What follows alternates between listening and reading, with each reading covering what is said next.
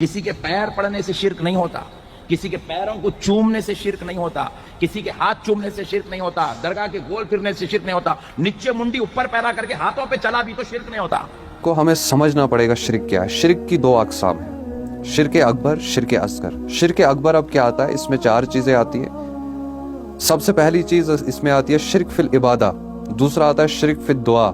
تیسرا آتا ہے شرک فی المحبہ، چوتھا آتا ہے شرک فی الربوبیہ۔ پہلا اور دوسرا، شرک فی العبادہ، شرک فی الدعا، ایک ہی آیت ان دو شرک فی الدعا، شرک فی العبادہ کو جو ہے اس کی ڈیفینیشن ہمیں بتاتی ہے ایک چھوٹی سی آیت، ایاک نعبد و ایاک نستعین، جہاں پر سب سے بڑا مسئلہ ہے کہ اللہ ہم تیری ہی عبادت کرتے ہیں اور تجھ ہی سے مانگتے ہیں۔ تو اب جو اللہ کے علاوہ کسی کی عبادت کرے گا اور کسی کو مانگے گا تو وہ شرک فی العبادہ آئے گا اور شرک فی الدعا آئے گا۔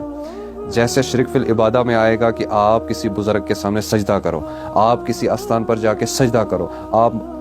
یہ مان کر سجدہ کرو کہ محمد رسول اللہ صلی اللہ علیہ وسلم آپ کے سامنے ہے، تو یہ شرک فی العبادہ میں آئے گا۔ اور شرک فی الدعا، یا شیخ عبد القادر المدد، یا پیران پیر المدد، ہمارے گھر آجا چراغا کر دے یا رسول اللہ، یا علی مشکل کشا ہماری جھولی بھر دو، یہ آئے گا شرک فی الدعا۔ اگر آپ ایسی دعا کرتے ہو تو یہ شرک میں آ جائے گا۔ شرک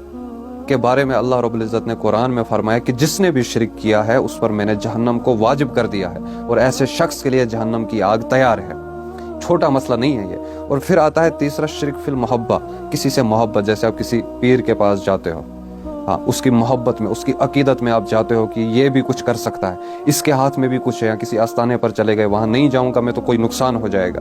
تو اس پیر کے پاس میں نے جانا ہی جانا ہے، کوئی منت میں نے رکھی ہے، اس پیر کا میرے پہ بہت بڑے احسان ہیں، اس نے بہت ساری چیزوں کا اختیار، آپ جو ہے اس کو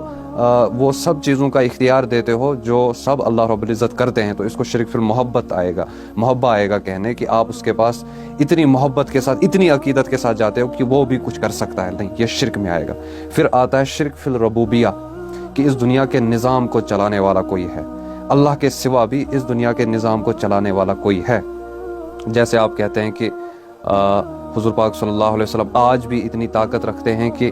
ہماری زندگیوں کو روشن بھی کر سکتے ہیں اور اس دنیا کے نظام کو بھی چلا سکتے ہیں، لیکن نہیں، اللہ ہمیں وہاں پہ قرآن میں فرما رہا ہے کہ تبارک الذی بیدہ الملک، بابرکت ہے وہ ذات جس کے ہاتھ میں بادشاہت ہے، ہر چیز کی بادشاہت، اس دنیا کو چلانے کی بادشاہت، دوسرا کوئی نہیں اس دنیا کو چلانے والا اللہ رب العزت کے سوا، تو یہ شرک فی الربوبیہ آئے گا۔ اگر آپ کا یہ عقیدہ ہے کہ اس دنیا کو چلانے والا بھی ہے، حضور پاک صلی اللہ علیہ وسلم کا کوئی اختیار ہے ابھی، یا